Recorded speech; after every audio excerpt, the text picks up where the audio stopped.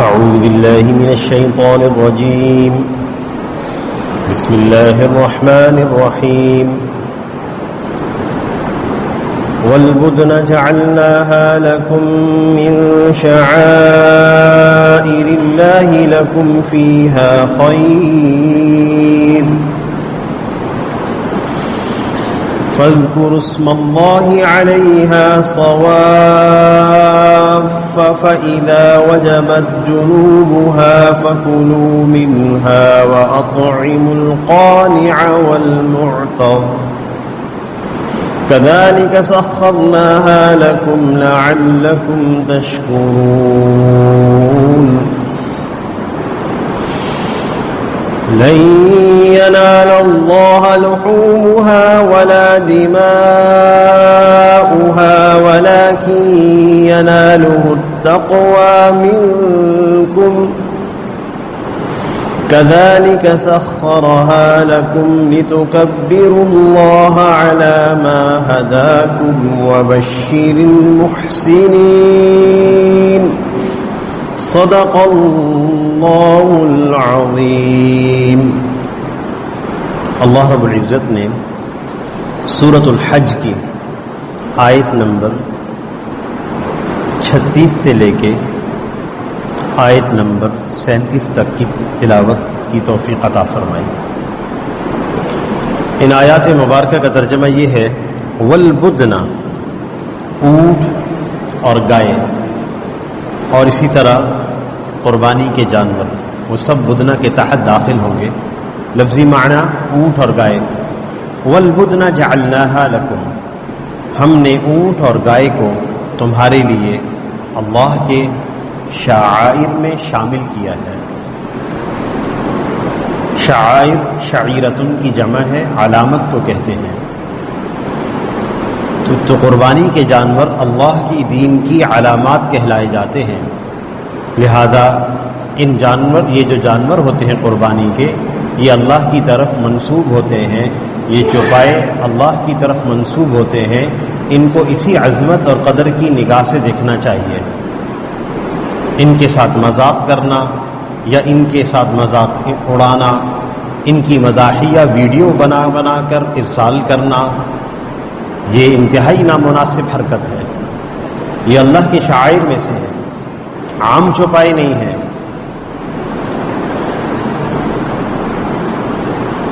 لکم فیہا خیر، ان قربانیوں میں تمہارے لیے بڑی خیر ہے. آخرت کی بھی خیر ہے، دنیا کی بھی خیر ہے. آخرت کی خیر کیا ہے؟ آپ صلی اللہ علیہ وسلم سے حضرات صحابہ کرام نے پوچھا، یا رسول اللہ ما هذه الاضاحی، یہ قربانیوں کی حقیقت کیا ہے؟ آپ صلی اللہ علیہ وسلم نے ارشاد فرمایا، سنت ابیکم ابراہیم علیہ السلام، سنت ابیکم ابراہیم علیہ السلام، یہ تمہارے باپ ابراہیم علیہ السلام کی سنت ہے. محدثین فرماتے ہیں کہ حضرت ابراہیم علیہ السلام کا جو طریقہ تھا وہ انہوں نے اپنے بچے کو ذبح کیا تھا. مینڈھا اللہ رب العزت نے ان کو فدیہ میں عطا فرمایا تھا. ان کا جو جذبہ تھا وہ اللہ کے نام پر اپنے بچے کو قربان کرنے کا تھا. اس لیے علماء یہ بات فرماتے ہیں کہ یہ جو ہم قربانی کرتے ہیں، اللہ رب العزت ہمیں اس پر اجر وہ عطا فرماتے ہیں کہ اگر اللہ کا حکم ہوتا کہ ہم اپنی اولاد کو اللہ کے نام پہ قربان کرتے، پھر کتنا مشکل ہوتا اور کتنے جذبات پر چھری چلتی، اور اس پر جو اجر اللہ ہمیں عطا فرماتے وہ اجر اللہ رب العزت ہمیں جانور کی ذبح کرنے پہ عطا فرما دیتے ہیں. حضرات صحابہ کرام نے عرض کیا، یا رسول اللہ قربانی کی حقیقت معلوم ہو گئی تو فما لنا فیہا، اس پر ملے گا کیا؟ آپ نے ارشاد فرمایا، بکل شعرۃ حسنہ، ہر بال کی عوض میں اللہ ایک نیکی عطا فرمائیں گے. تو ان حضرات صحابہ کرام نے عرض کیا، یا رسول اللہ فالصوف، بہت سارے جانور اون والے ہوتے ہیں، ان پر کیا معاملہ ہوگا؟ آپ صلی اللہ علیہ وسلم نے ارشاد فرمایا، بکل شعرۃ من الصوف حسنہ، اللہ تعالیٰ اون کی بھی ایک ایک روئے کے عوض میں اللہ ایک نیکی عطا فرمائیں گے.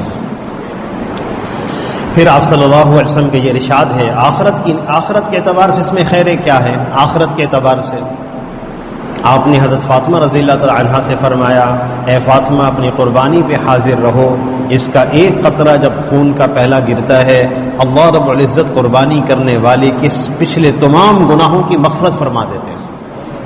انہوں نے سن کر کہا یا رسول اللہ الانا خاصۃ او للمسلمین، یا رسول اللہ یہ اہل بیت کے لیے خاص ہے یا تمام مسلمانوں کے لیے ہے؟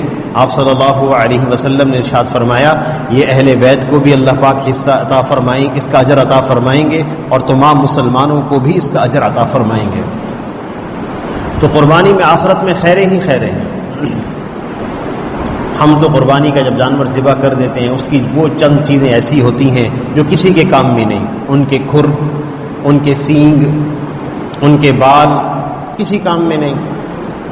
حدیث میں آتا ہے وَإِنَّهُ لَيَأْتِي يَوْمَ الْقِيَامَةِ بِقُرُونِهَا وَأَشْعَارِهَا وَأَظْلَافِهَا، جو چیزیں تمہارے کسی کام کی نہیں ہے نا، یہ سینگ اور کھر اور یہ بال، کل قیامت کے دن یہ بھی ہم لے کر آئیں گے اور اس کا بھی وزن کریں گے اور اس کا بھی تمہیں اجر عطا کریں گے۔ لَكُمْ فِيهَا خَيْر، تمہارے لیے بڑی خیر ہے اس کے اندر۔ دنیاوی خیر کیا ہے؟ اللہ رب العزت نے نیک اعمال کے اثرات رکھے ہوتے ہیں دنیا میں، اس کا اجر اللہ آخرت میں عطا فرماتے ہیں، یہ ضابطہ ہے۔ ہر نیک عمل کا اثر دنیا میں ہوتا ہے اور اس کا اجر آخرت میں۔ اس کا اثر دنیا میں کیا ہوتا ہے؟ اللہ معاشی اعتبار سے ترقی عطا فرماتے ہیں۔ بہت ساری خیروں میں سے خیر یہ بھی ہے۔ بسا اوقات لوگوں کے ذہنوں میں یہ اشکال رہتا ہے، اور جب قربانی کے ایام قریب آتے ہیں تو سوشل میڈیا میں بہت سارے سوالات گردش کرنے لگتے ہیں۔ ان میں سے ایک سوال یہ بھی ہوتا ہے کہ جی معاشی حالات اچھے نہیں ہیں، بہت سارے لوگ بدحالی کے اندر ہیں، تو یہ قربانیوں پر جو اربوں روپے خرچ کیا جاتا ہے یہ کیوں نہ غریبوں کی مدد کر دی جائے، کوئی تعلیمی ادارے قائم کر دیے جائیں، کوئی ہاسپٹل بنا دیا جائے۔ اربوں روپے خرچ ہوتا ہے اس کے اوپر۔ صرف پاکستان کے اندر 1 کروڑ سے زائد لوگ قربانیاں کرتے ہیں۔ کراچی جیسے شہر کے اندر پچھلے اعداد و شمار میں 30 ارب روپے کا کاروبار ہوگا، 1-2 دن کے اندر اربوں روپے خرچ کیے جاتے ہیں۔ یاد رکھیے گا اصل میں اسلام کا پورا مالیاتی نظام سمجھ نہ آنے کی وجہ سے اشکال ہوتا ہے۔ اسلام کا ایک پورا مالیاتی نظام ہے، اس کی مدیں ہیں، اس کے مصارف ہیں۔ اتنا مال ہوگا تو زکوٰۃ واجب ہوگی، اتنا مال ہوگا تو صدقہ فطر واجب ہوگا، مال غنیمت کا یہ حصہ بیت المال میں جمع ہوگا، اور یہ اس کے مصارف ہوں گے۔ صدقات نافلہ بھی جمع ہوگا اور اس کے یہ مصارف ہوں گے۔ بیت المال کا پورا ایک نظام ہوتا ہے، اسلام کا مالیاتی نظام ہے، اس میں کوئی حصہ معاشرے کا کوئی طبقہ محروم نہیں رہتا۔ قربانی ایک الگ سے حکم ہے۔ اگر کوئی آدمی یوں کہے کہ قربانی نہ کریں، اس کا پیسہ غریبوں کو دے دیں، اس کی آسان مثال یوں ہے، کوئی آدمی کسی کو یوں کہے کہ بھائی آپ یہ فرض نماز کیوں پڑھ رہے ہیں، آپ غریبوں کی مدد کر دیں۔ غریبوں کی مدد کوئی آدمی فرض نماز کو چھوڑ کر کرے گا تو غریب کی مدد کرنے پر اس کو اجر ملے گا، اور نماز فرض چھوڑنے پر اس کو عقاب اور سزا ہوگی۔ بالکل اسی طرح قربانی چھوڑ کر کوئی آدمی کسی غریب کی اعانت کر دے گا، اس پر غریب پر تو اس غریب کا تو معاملہ یہ ہے کہ اجر اس کو ملے گا، لیکن قربانی چھوڑنے پر سزا ہوگی۔ لکم فیہا خیر، اس قربانی میں دنیا کی بھی خیریں ہیں۔ وہ کیا خیریں ہیں کہ اس تھوڑے سے دنوں کے اندر، تھوڑے سے وقت کے اندر، جیسے ہم ایک بات سنتے رہتے ہیں کہ ہمیں ایڈ نہیں چاہیے، ہمیں ٹریڈ چاہیے، ہمیں معاونت نہیں چاہیے، ہمیں تجارت چاہیے۔ تجارت کے اعتبار سے ملک ترقی کرتے ہیں، تو یہ جو قربانی ہوتی ہے جب، تو اس کے ساتھ کتنی صنعتیں ہیں، محتاط اندازے کے مطابق 50 قسم کی صنعتیں متحرک ہو جاتی ہیں۔ اس قربانی سے وابستہ اکثر لوگ غربا ہے، اکثر لوگ غربا ہے۔ اس کو چرانے والے، اس کو ٹہلانے والے، اس کو پالنے والے، اس کے چارے کا انتظام کرنے والے، نقل و حمل کا کام کرنے والے، اکثر لوگ غربا ہیں۔ اربوں روپے 1-2 دنوں کے اندر شہروں سے منتقل ہو کر دیہی علاقوں میں پہنچ جاتا ہے۔ یہ اصول ہے اسلامی مالیاتی نظام کا، کئی لا یکون دولۃ بین الاغنیاء منکم، مال صرف مالداروں کے درمیان نہ رہے، یہ سرکولیشن اس کی غربا تک، نیچے تک تمام طبقات میں جائے۔ اللہ تعالیٰ معاشی اعتبار سے ایک دم سے ترقی عطا فرماتے ہیں۔ لکم فیہا خیر، اس میں دنیا میں بھی تمہارے لیے بڑی خیریں ہیں۔ اس لیے آپ صلی اللہ علیہ وسلم نے ارشاد فرمایا ایک جگہ پر فطیبوا بہا نفسا، خوش دلی سے قربانی کیا کرو، خوش دلی سے قربانی کرو۔ فاذکر اسم اللہ علیہا صواف، صواف مصفوفہ کے معنی میں ہے، صواف مصفوفہ کے معنی میں ہے، جس کا معنی ہے قطار میں کھڑے ہوئے ہوئے۔ فاذکر اسم اللہ علیہا صواف، تم جانوروں پر ذبح کرتے وقت اس اللہ کا جو نام لو تو اس وقت اللہ کا نام لو جب وہ قطار میں کھڑے ہوں، ان کو قطار میں کھڑے کر کے ان پر اللہ کا نام لو۔ ذبح کرنے کے آداب بیان کیے گئے ہیں۔ اونٹ کو ذبح کرنے کا طریقہ یہی ہے، سب سے احسن طریقہ، جس کی تشریح میں حضرات صحابہ کرام نے فرمایا ہے کہ اس کا ایک پاؤں باندھ دیا جائے، تین پاؤں پہ وہ کھڑا ہو اور اس کو کھڑے کھڑے نحر کیا جائے، یہ سب سے بہتر طریقہ ہے۔ جب اللہ تعالیٰ نے ہمیں جانوروں کے ذبح کرنے کا حکم دیا تو ہمارے لیے یہ حکم یہ ہے کہ جتنی کم سے کم تکلیف ان کو پہنچے ہم ان کو پہنچائیں۔ جو تکلیف ان کے مقدر میں اللہ نے رکھی ہے موت کی اور روح کے نکلنے کی، وہ تو مقدر ہے، لیکن اس سے علاوہ کم سے کم تکلیف پہنچانا، تو اونٹ کو نحر کیا جائے، کھڑے کر کے ذبح کیا جائے، باقی سب جانوروں کو لٹا کے ذبح کیا جائے۔ اور پھر آپ صلی اللہ علیہ وسلم نے ارشاد فرمایا تم چھری کو تیز کر لو، فلیرح ذبیحہ، اپنے ذبیحہ کو راحت دو۔ اور یہ بھی آداب کے خلاف ہے کہ جانور کو لٹانے کے بعد اب چھری ذبح تیز کر رہے ہیں، یہ ادب کے خلاف ہے۔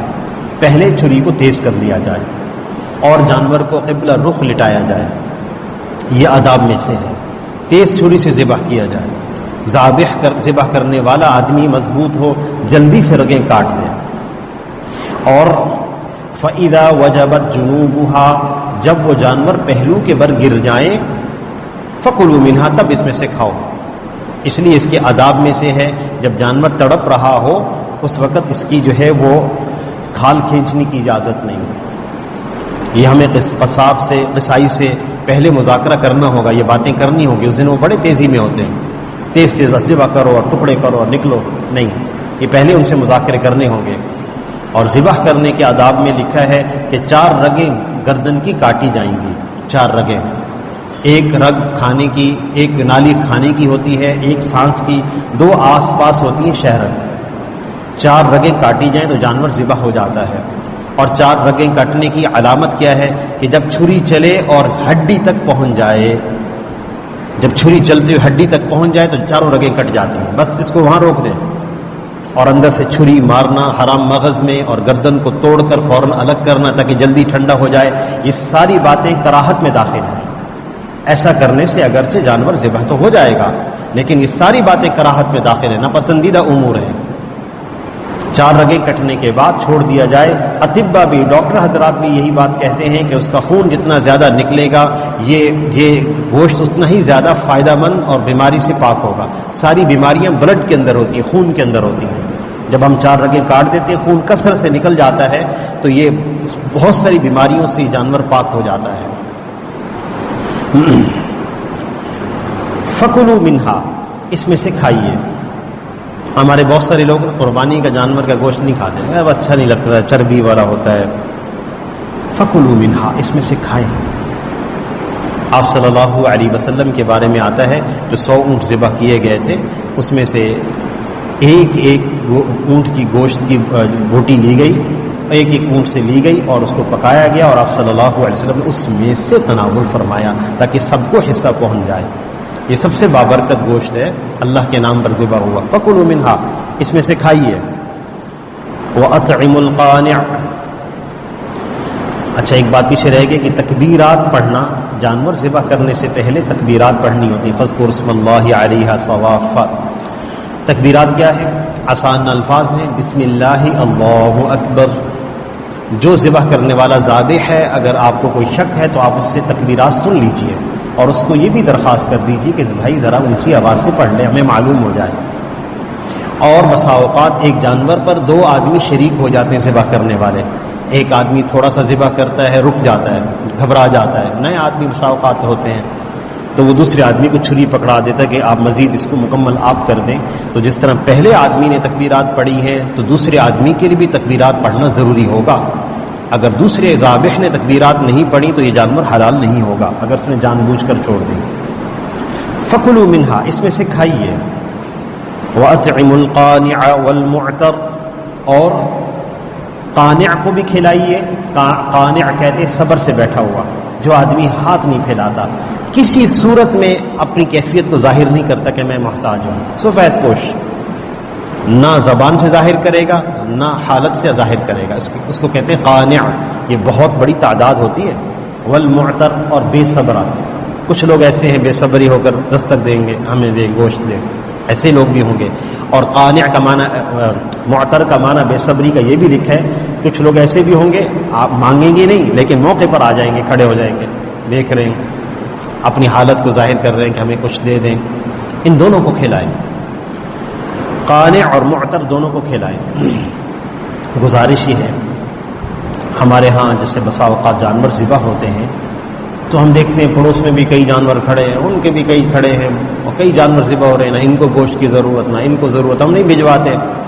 تو باہر یہ مانگنے والے ایک ہجوم کے ساتھ پھر رہے ہوتے ہیں پیشہ ور لوگ، اور پورے توڑے بوریاں بھر لیتے ہیں. ایک آدمی اتنا نہیں کھا سکتا، تو یہ پتہ نہیں نہ جانے کہاں بیچیں گے یا کیا ہوگا. گزارش یہ ہے، ہمارے آس پاس بہت سارے علاقے اور بستیاں ایسی ہیں، چھوٹے چھوٹے گھر ہیں اور وہ قربانی نہیں کرتے. وہ اپنا گھر کا دروازہ بند رکھتے ہیں، ان کے بچے بھی باہر نہیں نکلتے، اس دن گوشت نہیں کھاتے. ایک اہتمام کر لیں، چھوٹے چھوٹے پیکٹ بنا لیں گوشت کے، نوجوانوں کی ذمہ داری لگائیں، وہ گاڑی کی ڈگی میں رکھیں اور وہ ایک گلی کے سرے پہ کھڑے ہو جائیں، ایک دروازے پر دستک دے کے وہ پیکٹ پکڑاتے رہیں. نہ وہ ہمیں جانتے ہیں نہ ہم ان کو جانتے ہیں. جو وہ دعا ہمیں دیں گے اس دعا کا کوئی مثل اور بدل نہیں ہوگا، اور ایسے لوگوں تک گوشت پہنچ جائے گا جو ہاتھ نہیں پھیلاتے. تو دونوں کو کھلانا ہے، اس کی کوشش کر لیں گے نا انشاءاللہ. کذالک سخرناها لکم، ہم نے ایسے ہی جانور تمہارے تابع کر دیے ہیں، تم ان پر قابو نہیں پا سکتے، بڑے طاقتور ہوتے ہیں. ایک جانور کی طاقت کا اظہار ہو جائے پورا محلہ اس کے پیچھے بھاگتا ہے. سخرناها لکم، ہم نے تمہارے تابع کر دیے، لعلکم تشکرون، تاکہ تم شکر گزار بنو. بسا اوقات یہاں ایک اشکال ہوتا ہے، اس کا اللہ نے ایک جواب بھی دیا ہے کہ یہ جانوروں کو ذبح کرنا بے رحمی ہے. اتنے جانور ذبح کری جا رہے ہیں، لاکھوں جانور ذبح کر دی. حج کے موقع پر تو اب تعداد کم ہے، ورنہ 30 سے 40 لاکھ لوگوں کی تعداد تو عمومی طور پر حج کے ایام میں ہوتی ہے، اور لاکھوں جانور ذبح ہوتے ہیں. تو یہ مسلمان بڑے بے رحم ہیں. یاد رکھیے گا یہ سوال غلط ہے، اس لیے کہ اللہ رب العزت نے ساری کائنات کو انسان کی خدمت کے لیے بنایا ہے. یہ جانور انسان کی خدمت کے لیے بنایا گیا، اس کا مقصد ہے ذبح ہونا انسان کے لیے. یہ سورج انسان کی خدمت میں مأمور ہے، اتنی بڑی مخلوق ہماری خدمت میں مأمور ہے. جس دن انسان اس دنیا میں نہیں رہیں گے، اذا الشمس کورت، اس سورج کو تاریک کر دیا جائے گا. اس کا کوئی مقصد نہیں، کائنات عالم کا کوئی مقصد نہیں. اس کو انسان کے لیے بنایا گیا، اس کو ذبح ہونا انسان کے لیے، یہ اس کا مقصد حقیقی ہے. اور پھر ایک چھوٹا سا نقطہ اگر آپ حضرات سمجھ جائیں تو انشاءاللہ یہ سوشل میڈیا میں جو اعتراض چلتا ہے، اور خاص طور پر ہندوؤں کی طرف سے، ہندو میڈیا کی طرف سے متحرک کیا جاتا ہے، اگر تھوڑا سا نقطہ آپ حضرات سمجھ جائیں انشاءاللہ کبھی اس طرف ذہن نہیں جائے گا. اس لیے کہ قربانی تمام شبہات سے ہٹ کے کرنی ہے. فطیبوا بہا نفسا، پوری خوش دلی سے کرنی، کوئی شبہ دل میں نہیں ہونا چاہیے. قربانی بے رحمی نہیں ہے، قربانی در حقیقت جذبہ رحم کی قربانی ہے، جذبہ رحم کی قربانی. یہ تو ہمارے ہاں ایک عام رواج اب بن گیا ہے، مجبوری بھی ہے. ایک رات جانور آتے ہیں، صبح قصاب کے حوالے ہو جاتے ہیں، ذبح ہو جاتے ہیں. جو پالتے ہیں نا جانور، ان کو اپنے جانور سے محبت ہو جاتی ہے. یہ جو کبوتر پالنے والے ہیں، یہ لڑکے کبوتروں سے کھیلتے ہیں اور پالتے ہیں. تو یہ یونیورسٹی کالج سے آئے نا، اسکول سے آئے تو بستہ پھینک کر سیدھا پہلے کبوتروں کی طرف ہی جاتے ہیں. ان کو اپنے ماں باپ کا کوئی خیال نہیں ہوتا، اور ان کا کوئی کبوتر فوت ہو جائے تو ان کو بلا شبہ اپنے عزیز کے فوت ہو جانے سے زیادہ دکھ ہوتا ہے.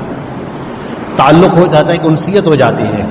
جس نے 3-4 مہینے ایک بکرے کو پالا ہو، پھر وہ ذبح ہو گیا ہو، وہ انشاءاللہ رات کو اس کے کباب کھاتے ہوئے ہنس نہیں رہا ہوگا، اور اس کا باربیکیو تناول کرتے ہوئے ہنس نہیں رہا ہوگا، اس کا دل اندر سے رو رہا ہوگا. یہ جذبہ رحم کی قربانی ہے. حضرت ابراہیم علیہ السلام جب قربانی دینے جا رہے تھے حضرت اسماعیل علیہ السلام کی، وہ بے رحمی نہیں ہے، وہ اندر جو جذبہ رحم ہے اپنے بیٹے پر، اللہ نے فرمایا اس کو بھی قربان کرو، ہمارے لیے قربان کرو. جذبہ رحم جو تمہارے دل میں ہے، اسماعیل علیہ السلام کے لیے 13 سال کا بچہ، اور مفسرین نے لکھا ہے کہ بچے کے جتنے عمر کے ادوار ہوتے ہیں پیدا ہونے سے لے کر اس کی بڑی عمر ہونے تک، سب سے زیادہ جو محبت کا علاقہ اور تعلق ہوتا ہے جب بچے کی عمر 10 سے 13 برس ہو، اور ابراہیم علیہ السلام کی اپنی عمر 100 برس سے اوپر تھی، اس لیے شیطان نے روکا، کیا کر رہے ہیں آپ کو رحم نہیں آتا اپنے بچے پر؟ انہوں نے کنکر اٹھا کے مارا، جمرہ عقبہ، جمرہ اولا، جمرہ وسطیٰ وہ شعائر اللہ میں سے بنا دیے گئے۔ ابراہیم علیہ السلام نے جذبہ رحم قربان کیا، قربانی بے رحمی نہیں ہے، جذبہ رحم کی قربانی ہے۔ اب قربانی کی حقیقت یہ ہے لن ینال اللہ لحومها ولا دماؤها، اللہ کے ہاں اس کا گوشت اور خون نہیں پہنچتا، اللہ کے ہاں اس کا گوشت اور خون نہیں پہنچتا۔ قربانی میں گوشت مقصود نہیں ہے، قربانی میں گوشت مقصود نہیں ہے، لہذا کوئی آدمی قربانی کرنے کے بعد ایک بوٹی بھی کسی کو صدقہ نہ کرے، سارا گوشت خود رکھ لے، اس کی قربانی کے اجر میں رتی برابر بھی کمی نہیں آئے گی۔ ہاں یہ الگ بات ہے کہ صدقے کا اجر نہیں ملے گا، قربانی کے اجر میں کوئی کمی نہیں ہوگی۔ قربانی سے مقصود گوشت نہیں ہے، قربانی سے مقصود اراقۃ الدم ہے، خون بہانا، بس خون بہانا۔ ہاں یہ الگ بات ہے کہ اس کے آداب میں سے یہ ہے، فضیلت اور مستحب یہ ہے کہ قربانی کے گوشت کے 3 حصے کر دیے جائیں۔ کچھ فقراء اور مساکین کا بہت سارا طبقہ ایسا ہے جو اسی دن پیٹ بھر کے گوشت کھاتا ہے، پھر پورا سال انتظار میں رہتا ہے کہ وہ دن کب آئے گا جب گوشت کھائیں گے۔ جی ہاں بہت سارے لوگ ہیں، اس لیے ان کا حصہ رکھا جائے، اپنے رشتہ داروں کا بھی اور اپنے اہل و عیال کا بھی۔ لیکن کوئی آدمی اگر تنگ دست ہے، اہل و عیال کے اعتبار سے تنگ دست ہے، تو سارا حصہ خود رکھ لے، اپنے اہل و عیال کو کھلا دے، کوئی حرج کی بات نہیں۔ قربانی کا گوشت اور خون نہیں پہنچتا، اللہ تعالیٰ کی طرف سے یہ بہت بڑی خیر ہے امت محمدیہ صلی اللہ علیہ وسلم کے لیے، ورنہ سابقہ امم میں پوری قربانی اٹھا لی جاتی تھی، آسمان سے آگ آتی اس کو کھا جاتے، جیسے حضرت حابیل علیہ السلام، حضرت حابیل نے اور قابیل نے جو قربانی کی ہے، فتقبل من احدہما ولم یتقبل من الآخر، ایک کی قبول ہو گئی حابیل کی اور قابیل کی قبول نہ ہوئی، آسمان سے ایک آگ آئی اور اس کو کھا لیا۔ تو یہ پہلے امتوں میں ایسے ہی ہوتا تھا، لیکن اللہ نے گوشت بھی تمہیں دیا، تم ہی کھاؤ، خون بھی اس کے علاوہ اس کے جو منفعتیں ہیں اس گوشت کی وہ ساری تم ہی اٹھاؤ، بس ہمارے لیے خون بہاؤ بس۔ وَلَكِنْ يَنَالُهُ التَّقْوَى مِنْكُمْ، اللہ کے ہاں تمہارا تقوی پہنچتا ہے، یعنی تمہارا اخلاص، تم نے تمام شبہات سے بالا تر ہو کے اللہ کی رضا کے لیے قربانی کی ہے، اور تمام اعمال میں در حقیقت اخلاص ہے، چاہے قربانی ہو، چاہے حج ہو، چاہے نماز ہو، اللہ کے ہاں وہی پہنچتا ہے۔ كَذَلِكَ سَخَّرَهَا لَكُمْ، لہذا جانور خریدے جائیں، اچھے سے اچھا بھی خریدا جائے، کوئی حرج کی بات نہیں، لیکن خوش نمائی یا دکھلاوے کے لیے نہ ہو، اچھے سے اچھا خریدنا پسندیدہ بات ہے۔ كَذَلِكَ سَخَّرَهَا لَكُمْ، پہلے بھی فرمایا تھا ہم نے جانور تمہارے لیے مسخر کر دی، وہ عمومی حکمت تھی، وہ تمہارے سامنے تابع ہیں، تم ان کو لٹا لیتے ہو، ذبح کر دیتے ہو۔ اب خصوصی حکمت ہے، ہم نے ان کو تمہارے تابع کیا، خصوصی حکمت کیوں؟ لِتُكَبِّرُوا اللَّهَ عَلَى مَا هَدَاكُمْ، اللہ نے تو جو تمہیں ہدایت دی ہے اس پر اللہ کی عظمت بیان کرو۔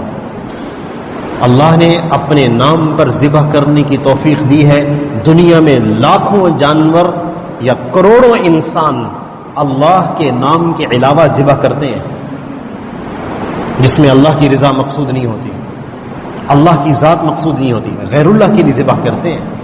اللہ نے ہمیں ان سے بچایا، اس پر اللہ کی عظمت بیان کرو، کبریائی بیان کرو۔ اللہ نے تمہیں ہدایت دی ہے، اور وہ کبریائی کیا ہے؟ اللہ اکبر لا الہ الا اللہ واللہ اکبر وللہ الحمد۔ تکبیرات تشریق کے بارے میں آتا ہے کہ 9ویں ذی الحجہ کی صبح سے، یعنی ہمارے ہاں 9ویں ذی الحجہ جمعے والے دن ہے، 9ویں ذی الحجہ کی فجر سے لے کر 13ویں ذی الحجہ کی عصر تک ہر نماز کے بعد ایک دفعہ تکبیرات تشریق پڑھنا واجب ہے۔ مردوں کے لیے یہ ہے کہ متوسط آواز میں پڑھیں اور خواتین آہستہ آواز میں پڑھیں۔ مردوں کو جماعت کی صورت میں یاد رہ جاتا ہے، خواتین کو یاد نہیں رہتا، اور ان تکبیرات تشریق کا ایسا وجوب ہے، اگر کسی آدمی کی نماز ان دنوں میں قضا ہو جائے اور کبھی وہ اپنی اس نماز کو کبھی اور ایام میں دہرائے تو تکبیرات تشریق بھی ساتھ دہرانی ہوتی ہیں، ایسا وجوب ہے اس کا۔ اس لیے ہماری مستورات ایسا بھی کرتی ہیں کہ سیفٹی پن کے ساتھ تکبیرات تشریق لکھ کر کونے کے ساتھ لگا دیتی ہیں. یہ جو ہے ہمارا سجادہ ہے، مصلی ہے، اس کے ساتھ لگا دیتی ہیں، وہ یاد رہ جاتا ہے، ہر نماز کے ساتھ تکبیرات تشریق پڑھی جائے. ایک طریقہ ہے اس کا اہتمام ہو جائے. اور آپ صلی اللہ علیہ وسلم نے ارشاد فرمایا کہ 10 ذی الحجہ میں اس کا اہتمام کرو. فاکثروا فیہن التکبیر والتہلیل والتحمید، تم تکبیر تحلیل تحمید کو پڑھا کرو. اس لیے عمومی ایام میں جو ایام گزر رہے ہیں عام طور پہ پڑھنا یہ کلمات مستحب ہیں. اور حضرات صحابہ کرام بعض بازار میں جا کے پڑھتے تھے، اللہ اکبر لا الہ الا اللہ واللہ اکبر وللہ الحمد. ان ایام میں یہی ذکر غالب رہے. یہ مواقع ہیں اس ذکر کے. وبشر المحسنین، اور خوشخبری سنا دیجئے احسان کرنے والوں کو، جو عمل کو بخوبی انجام دیتے ہیں ان کو خوشخبری سنا دیجئے. بہرحال یہ کچھ قربانی کے آداب ہیں اور اس کے احکامات ہیں، اس کے فضائل ہیں. اللہ تعالیٰ سے دعا ہے اللہ تعالیٰ ہم سب کو عمل کی توفیق عطا فرمائے. وآخر دعوانا ان الحمد للہ رب العالمین.